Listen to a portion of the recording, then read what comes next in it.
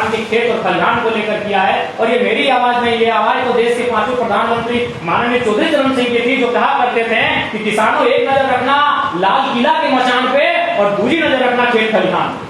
तो हम तो उन्हीं विचारधारा को लेकर आगे बढ़े हैं, इसी विचार को आत्मसात करके आगे बढ़े हैं। और हम तो सामाजिक न्याय की बात करने वाले युवा हैं। हम चाहते हैं ये भगत सिंह के सपनों का भारत बने, जो जेल डायरी में लिख के जाते हैं कि इस देश में कोई व्यक्ति इतना अमीर ना हो कि वो दूसरे व्यक्ति को खरीद ले, और कोई व्यक्ति इतना गरीब भी ना हो कि उसे अपने आप को बेचना पड़े। आज भारत के हालात क्या है ये आपसे नहीं छुपा है। आप तो भारतीय हैं, आप विद्यार्थी हैं, आप इस देश के भविष्य हैं, आप प्रबुद्ध लोग हैं, आप यहाँ जितने छात्र बैठे हैं इस देश के भविष्य हैं, आपसे ये बात छुपा नहीं है। आज देश की क्या स्थिति है, आज व्यक्ति के पास ये हालात उत्पन्न हो गए हैं, उसे अपने आप को बेचना पड़ रहा है। कहने का तात्पर्य एक अपने आप को अपने आने वाली पीढ़ी की खुशियों को प्राप्त करने के लिए बंधुआ मजदूर बना के रखना पड़ रहा है। ये परिस्थितियां हैं। तो आज भगत सिंह ने जो 100 साल पहले जो चिंताएं जताई थी, जो 1920, 25, 1930 के दौर में, आज 2024 में भी वो चिंताएं सत्य हो रही हैं। आज उनकी एक चिंता सत्य हो रही है।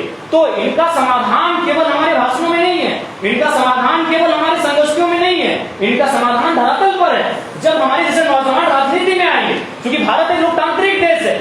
मैंने बार बार अपने संबोधन में अपने जनता में एक ही चीज कहा कि इस देश में कानून इंजीनियर नहीं बनाते हैं, इस देश में कानून डॉक्टर नहीं बनाते हैं, इस देश में कानून प्रोफेसर नहीं बनाते हैं, इस देश में कानून दो ही जगह बनते हैं, या तो आपके संसद में या तो विधानमंडल में। वहां आपको जाना होगा, जब वहां सैद्धांतिक राजनीति करने वाले युवा बैठेंगे, उन चिंतन शिविरों का हिस्सा बनेंगे, इस देश में बदलाव जरूर आएगा। लेकिन सवाल यह भी होता है कि जब वो युवा जो आज आक्रोशित है, जो आज कुंठित है, जो आज इस बात को चाहता है कि बदलाव हो, जब वो राजनीति के गलियारों में कदम रखेगा, अपने आप को उन विचारधाराओं के साथ टिका के रख पाता है कि नहीं, ये चुनौती है। हम उम्र में हैं, ये स्वाभाविक है, यही बात करने की उम्र है, हमारा यही लहजा होता है, हम लोग इसी लहजे में बात करते हैं, यही आक्रोश में बात करते हैं, यही उग्र स्वभाव में हम लोग बात करते हैं। लेकिन सवाल ये होता है कि ये जरा महतो जो आज आपके बीच खड़ा होकर बात कर रहा है, ये झारखंड में अस्पार के छत से जो खड़ा होकर बात कहता है, क्या सदन में हमारी उपस्थिति यही हो पाएगी? ये सवाल खड़ा। जिस दिन हमारे दोनों कैरेक्टर में अंतर नहीं होगा, जो हम छात्र जीवन में सरकार की नीतियों को लेकर जितनी आलोचना कठोरता के साथ करते हैं, और संसद भवन के भीतर भी बैठकर जिस प्रकार हम आलोचना कठोरता के साथ करेंगे, अगर हमारे दोनों चरित्र में बदलाव नहीं होगा तो देश जरूर बदलेगा। इस बात की बात मैं देश का तो वर्तमान में नहीं कर सकता हूं, लेकिन मुझे पूर्ण विश्वास है आधे झारखंड को मैं तब्दील करूंगा। मैं पूरे झारखंड के लिए बात नहीं कह रहा हूं कि झारखंड में विविधताओं का राज्य है, विभिन्न भाषाएं हैं, विभिन्न प्रकार की परंपराएं हैं, लेकिन मैं जहां संबंध करता हूं उसे उत्तरी छोड़नागपुर कहा जाता है। वहां तो हम लोगों ने पूरा बहुत बेहतरीन तरीके से बिगुल पोंकने का काम किया है, और वो उसके जो पड़ोसी हिस्से हैं यानी प्रमंडल के हिसाब से वहां भी वो झलक देखने को मिलेगी। बिल्कुल हम लोग जो कहते हैं उन विचारधाराओं को राजनीति में लेकर आए, और हम लोगों ने जो जनता के बीच कहा है उस पर हम लोग अमल रहेंगे। इस बात की हम लोगों ने गारंटी दिया है, तभी आज हमें 8 लाख वोट मिले। तो इसलिए जिन विषयों पर हम लोग चिंतन मंथन करते हैं, जिन विषयों को लेकर हम लोग आलोचनाएं करते हैं, विवेचनाएं करते हैं, जब हम उस गलियारों में प्रवेश करते हैं, जब जिम्मेवारी के पदों पर अपने आप को स्थापित करते हैं, वहां हमारा नजरिया कैसा रहता है, वहां हमारा व्यवहार कैसा रहता है, वहां हमारा चरित्र क्या रहता है, ये मायने। नो डाउट आज जिस परिसर में मैं बैठा हूं, इन्हीं में से आप अच्छे अच्छे पदों पर जाएंगे भविष्य में, इसमें कोई शंका नहीं है। ये जेएनयू है, मुझे इस बात को कहने में किसी प्रकार की अतिशयोक्ति नहीं है। मुझे पूर्ण आशा है कि आप लोग जब यहाँ से निकल कर जाएंगे, अपने शिक्षा को ग्रहण करने के बाद जब जेएनयू के परिसर से बाहर निकलेंगे, निसंदेह आप भारत सरकार में या अपने राज्य सरकार के ऊंचे पदों पर स्थापित होंगे। बहुत सारे हमारे साथी राजनीति में अपने आप को स्थापित भी करेंगे, लेकिन आज जैसा आप हैं वहां जाने के बाद अगर ऐसा रहेंगे तो मुझे लगता है यह देश जरूर बदलेगा, और बदलना चाहिए, देश बदलना चाहिए। नहीं तो आज जो परिस्थितियां सामने आ रही हैं, जिन परिस्थितियों से हम सामना कर रहे हैं, अगर ऐसा ही रुक रहा है इन हवाओं का, तो 20 वर्षों में 25 वर्षों में हमें ऐसा प्रतीत होगा कि इनसे बेहतर कांग्रेस है। आज अगर क्योंकि मैं झारखंड से आता हूं, मैं किसी भी बात को लेकर मैं अपने हक को मांगने जाता हूं, तो प्रशासन एक चीज हमें उपहार में रखी है, जैसा आपने फूलों की गुलदस्ता हमें थमाई, तो 353 का धारा रखी। क्या ये स्वागत है 353 का धारा सरकारी काम में बाधा डालने के लिए? अब बस वहीं से आपका किस्सा खत्म। वहां से अगर आप हिम्मती नहीं है, आप अगर हौसले वाले नहीं है, तो आपका किस्सा खत्म। आप मत बात कीजिए विस्थापितों की, आप मत बात कीजिए छात्रों की, आप मत बात कीजिए किसानों की, आपका स्वागत 353 की धारा से। तो खैर विषय तो ज़्यादा ना बढ़ाते हुए आप सबों को पुनः धन्यवाद। आप लोगों ने जेएनयू के लोग हास्य में रहें, उनकी जय जयकार करें, उनका जिंदाबाद मुर्दाबाद करें, तो शायद ये प्रयास भी ना करें, नहीं तो आज 70 साल नहीं बीत जाते। इसलिए मैं आपको एक ताज्जुब की बात बताना चाहूँगा। आज सेव की बात कही जाए तो सेव आपका कश्मीर में मिलता है, लेकिन जब कश्मीर का सेव हमारे झारखंड में जाता है तो ऑटोमेटिकली रेट में अंतर आता है। अगर कश्मीर का सेव आपके दिल्ली में भी आएगा तो रेट में अंतर आएगा। ठीक उसी प्रकार दक्षिण भारत में आपका नारियल पाया जाता है। जो रेट दक्षिण भारत के नारियल का दक्षिण भारत में, वो रेट दिल्ली में नहीं है, लेकिन हमारा कोयला का रेट पूरे ऑल ओवर इंडिया में थी। अब क्यों है मुझे आइडिया। यानी हमारे राज्य के साथ इस प्रकार का शोषण दोहन है जिस व्यथा को हम लोग सदन में रखना चाहते थे, इसलिए लोकसभा का चुनाव लड़े, लेकिन अवसर इस बार नहीं मिला है। जब अवसर मिलेगा अपने राज्य की व्यथा को वहां तक जरूर पहुंचाएंगे, उसका समाधान लेके आएंगे। 27% कोयला अकेले देते हैं। प्रमुख 8 यूनिट हैं कोयला के, शायद 2 सब्सिडी टाइप के हैं। प्रमुख 8 यूनिट है कोयला के, जैसी जानकारी है, बीच का मैं अध्ययन नहीं किया हूँ। उनमें 4 यूनिट हमारे झारखंड में है, लेकिन कोल इंडिया का हेडक्वार्टर कलकत्ता। हमें कलकत्ता से कोई आपत्ति नहीं, न कलकत्ता के लोगों से। मेरा ये तर्क है कि जमीन हमारी गई, एक नहीं, एक कोयला की परियोजना में 100 गाँव हो जाए, और गाँव के अंदर से आग निकलती है। उस आग के बाद न जाने कई प्रकार के ऐसे गैसेस निकलते हैं जिससे हमें महामारियों के रूप में सामना करना पड़ता है। हम गांव से बेदखल हो गए, अपनी जमीन से बेदखल हो गए, हम अपने पूर्वजों की संपत्ति धान और गेहूं से बेदखल हो गए। तो मेरा मानना है जब बेदखल हमारा हुआ है, उस जमीन के नीचे कत्लेआम हमारा हुआ है, तो अगर कोल इंडिया का हेडक्वार्टर कलकत्ता न होकर हमारे झारखंड के धनबाद बोकारो में होता तो हमारी समस्याओं का समाधान कभी हम समस्याओं का समाधान लेके वहां पहुंचते। तो मतलब कह सकते हैं यही नहीं, क्योंकि हम लोग मान के चलिए स्टूडेंट है, हो सके आपके बीच जब हम इन बातों को रख रहे हैं तो आपको भी लगेगा कि हम केवल सुना रहे हैं। जी नहीं, हमारी कुछ दिन पूर्व बात एक नागपुर में कार्यरत डायरेक्टर सौरभ जो खनन के डायरेक्टर है, उन्होंने भी इसी बात का तर्क दिया कि पता नहीं है झारखंड के साथ ऐसा क्यों होता है। हम लोग महाराष्ट्र में WCL वेस्टर्न कोलफील्ड लिमिटेड के तहत 75 लोगों को नौकरी देने का काम किया, फिर उनका जमीन अधिग्रहण किया। लेकिन हमारे यहाँ पहले जमीन मैंने ताकत से लिया जाता है, जैसे ईस्ट इंडिया कंपनी का शासन था। झारखंड में आप उसी शासन को देख सकते हैं, अगर आप करीब से देखना चाहते हैं।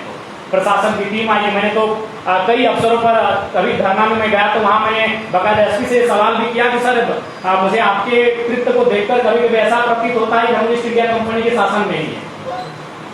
मैंने ये पूछा कि हम कंपनी से अपना आंदोलन करने आए हैं, हम कंपनी से अपनी मांग रखने आए हैं, तो आप चारों तरफ घेर के हमें खड़े हैं, लाठी लेकर खड़े हैं कि अगर हम लोग कुछ करेंगे तो लाठी चार्ज करेंगे। क्यों? तो उन्होंने कहा कि कंपनियां हमें टैक्स देती है। हमने एक सवाल किया, हमारा किसान का खेत में तो टैक्स देता है, अगर हमारे खेतों में हाथी आता है कभी घेर के खड़े नहीं होते, तो इसका क्या अर्थ है जरा बताइए।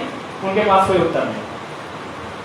उन्होंने कहा कि नहीं, जो कंपनियां प्रोडक्शन करती हैं, आप कंपनियों में तालाबंदी करने के लिए आए हैं, आप कंपनियों में घेराबंदी करने के लिए आए हैं, तो भैया उससे क्या होगा, काम ठप होगा और बड़ा नुकसान होगा राजस्व का। ये कंपनियां टैक्स देती हैं जिससे देश चलता है। तो हमने मामूली सवाल किया कि हमारा खेत भी टैक्स देता है, हम भी मालगुजारी कटाते हैं, रसीद कटाते हैं, तो जब मेरे खेत में कोई जंगली सुअर आ जाता है, मेरे खेत में जब कोई जंगली हाथी आ जाता है, तब SP साहब आप कहें आते पुलिस का दल बोल लेके, तो हम कैसे मानेंगे गांधी का देश है भैया। हम क्यों ना कहे ईस्ट इंडिया कंपनी के शासन आज भी इंडायरेक्ट रूप से चल रहा है। चंद मुट्ठी भर लोग इस देश की सत्ता में कायम है और वे अपने अनुसार इस देश की शक्तियों का उपयोग कर रहे हैं। तो ये समस्याएं आज झारखंड की धीरे धीरे विकराल हो रही है। आज अगर उन समस्याओं पर कोई नजर नहीं दौड़ाएगा तो बहुत विकराल दृश्य सामने आएगा। हमारे वहाँ एक जादू घोड़ा आता है, उसे आप जनरल नॉलेज शायद पढ़े होंगे, यूरेनियम का वहाँ खनन किया जाता है। वहाँ का 2008 का एक बैक्टीरिया मैंने एक वहाँ सर्वे आया था जिसमें स्पष्ट है कि वहाँ लगभग 47% महिलाएं ऐसी हैं जो मैंने गर्भ धारण नहीं कर पाती, फिर भी खनन में कार्य जारी है। तो एक बार हम कह रहे हैं कि विस्थापन पॉलिसी लेके आए, अगर आपको खनन करना है तो आप उस प्लेस को चिन्हित कीजिए जहां आपको खनन करना है, और बकायदा उस गांव को कम से कम 5 किलोमीटर दूर बसाइए। ये तो आपको करना होगा। अगर आप जमीन के बदले जमीन उसको नहीं देंगे तो रहेगा कहाँ? क्योंकि आप जिस दर से जमीन का अधिग्रहण कर रहे हैं उस दर से वो नया जमीन नहीं खरीद पाएगा। 3 लाख 4 लाख में एकड़ जमीन खरीद ले रहे, वो अगर मार्केट में जाएगा तो डिस्पिल का दाम 1 लाख रुपया है। तो वहां लगभग 47% महिलाएं ऐसी हैं जो गर्भधारण ही नहीं कर पाती। उसके बाद एक ट्रेजेडी क्या होती है कि उस यूरेनियम को खनन करने के बाद वो फिल्टर करने के हैदराबाद लेके आते हैं। बकायदा हैदराबाद में बड़ी अच्छी तरीके से उसको फिल्टर किया जाता है, और फिल्टर करने के बाद जो उसका बेहतरीन मटेरियल बचता है उसको प्रयोगशाला में भेजा जाता है, और क्या बचता है जिससे मैंने कुछ बीमारी फैलने की आशंका होगी उसे फिर झारखंड रिपोर्ट किया जाता है। तो ये ऐसा नहीं हुआ कि हमने केला दिल्ली में खरीदा, उस केले को लेकर मैंने चले गए नोएडा में बैठ के केले को खाएं और फिर रिटर्न छेके को दिल्ली को सौंपने आए। कितना हास्यपात है। तो ये स्थिति हमारे राज्य के साथ है। और दुर्भाग्य इस बात का है कि मैंने जब देश का विचार विमर्श होता है वहां इन विषयों का स्थान नहीं मिल पाता। तो इसीलिए हम लोग लोकसभा का चुनाव लड़ने का उद्देश्य यही था कि अगर हम लोग चुनाव को जीत के जाएंगे तो जो इशू झारखंड के हैं उनको देश के पटल पे रखा जाएगा। जो देश का विचार विमर्श का थिंक टैंक बैठेगा वहां अपनी बातों को हम लोग पहुंचा सके। और पता नहीं दुर्भाग्य करिए या फिर क्या कारण है कि आज भी जो हमारे झारखंड से उत्तर जो लीडर आते हैं बोल्डली उन बातों को रख नहीं पाते।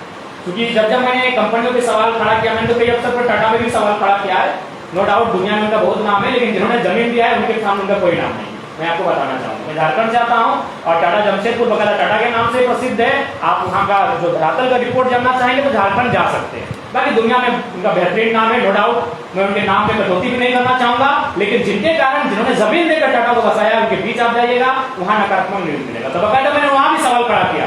तो जब मैं इंटरव्यू देने जाता हूं, मैं न्यूज के सामने बैठता हूं, तो ये लोग पहले कैमरा को ऑफ करने के बाद पूछते यार तुम क्या हो, इंसान ही हो ना, तुमको डर नहीं लगता? हम एक ही लाइन कहते हैं कि सूरज का भी अंत होगा, धरती का भी अंत होगा, हमको 60 साल की आयु जीने वाले, हमको किस बात का डर है? जब तक रहे झारखंड की आवाज को जोरदार तरीके से न्यूज वाले मुझे खुद कहते हैं कैमरे को ऑफ करके कहते हैं तुम्हें डर नहीं लगता, तुम डायरेक्ट अटैक करते हो। हम बोले हम तो जो उनका तथ्य है, तर्क है, जो हमारे पास आर्गुमेंट है उनको हम तो पहले वेरीफाई करते हैं, सत्यता की पुष्टि करते हैं, फिर उस बातों को रखते हैं। तो इसलिए आज नो डाउट आज जिस चिंतन मंथन के लिए हम लोग आए हैं, जो स्थानीय मुद्दे, सही बात है स्थानीय मुद्दे एक्चुअली उन पर नजरिया, बाकी जो हमारे मुद्दे हैं वो स्थानीय नहीं, वो तो नेशनल इशू। माइंस स्थानीय नहीं है, भूमि अधिग्रहण स्थानीय नहीं है, डिस्प्लेसमेंट स्थानीय नहीं है, जो भी हमारे मुद्दे हैं वो स्थानीय कहाँ, वो तो नेशनल इशू का पार्ट बनने वाले मुद्दे हैं। अगर हम भूमि अधिग्रहण की बात करेंगे तो भारतीय संविधान अनुसूची 9 का विषय, तो अनुसूची 9 स्थानीय विषय कहां से हुआ? हम माइंस एक्ट की बात करेंगे, कंपनी एक्ट की बात करेंगे तो सेंट्रल इशू है, वो स्थानीय विषय कहां से रहा? एक्चुअली नजरिया लोगों का नकारात्मक रहा है। उस नकारात्मक नजरिए को हम लोग बदलने के लिए एक सार्थक प्रयास करने के लिए घर से निकले। अब क्या होगा नहीं होगा ये तो भविष्य गर्भ में है, लेकिन इतना है झारखंड की मिट्टी हमेशा आंदोलन की धरती रही है और हमेशा आंदोलन से उसका सामना रहा है। अंग्रेजों का भी हमने जब अंग्रेज आधुनिक तोपों के साथ आते थे, हम लोग पौराणिक तीरों के साथ उनका मुकाबला करते थे। हम उस मिट्टी के उन लोगों के वंशज हैं। तो जब तक हम लोग की सांसें हैं, जब तक हमारी जुबां है, जब तक हम लोग हैं, अपने झारखंड के साथ जो अत्याचार हो रहा है उस पर हम लोग बोलेंगे, उस पर आंदोलन करेंगे और उन विषयों को देश के कोने कोने तक पहुंचाने का हम लोग प्रयास करेंगे ताकि उसका कहीं से समाधान निकले। आज एक राइटर है, नाम है ज्योतिलाल महतो, जो पुरुलिया से संबंधित है, उन्होंने एक बड़ी मार्मिक लाइन लिखी अपनी एक किताब में, झारखंड के विस्थापितों का दर्द, कि हम लड़ते लड़ते अशांत हो चुके हैं, कि हम लड़ते लड़ते अशांत हो चुके हैं, अब हमें छोड़ दिया। ये लाइन वो कह रहे हैं तमाम उद्यमियों से, ये लाइन उनसे कह रहे हैं कि जो सत्ता की गलियारों में रह के हमारा दोहन करते हैं। बड़ा मार्मिक लाइन लिखा है कि हम लड़ते लड़ते, हम 150 सालों से 2 सालों से लड़ रहे हैं और लड़ते लड़ते हम थक चुके हैं, अब हमें शांत रहने दिया जाए। हमें दामोदर की नदियों के किनारे, हमें स्वर्ण रेखा नदियों के किनारे शांत रहने दिया जाए। हम अपने खेतों के सहारे, खेत खलिहानों के सहारे, इन बहते हुए नदी के धारों के साथ जीना चाहते हैं, हमें शांत रहने दिया जाए, हम अब लड़ना नहीं चाहते। ये परिस्थितियां हैं हमारी। आज कई वर्षों से हम लगातार लड़ाइयां लड़ रहे हैं, लेकिन हमारे विषय को ना कोई सुनने वाला है, ना उस पर विचार चिंतन मंथन करने वाला है। तो इसलिए हम आशा करते हैं आज जेएनयू परिसर में खड़े होकर कि जब जेएनयू में किसी प्रकार का चिंतन मंथन हो तो हम चाहेंगे कम ही समय मिले, कुछ ही समय मिले, हमारे झारखंड के इशू पर भी बात हो, हमारे झारखंड के लोगों के साथ जो समस्याएं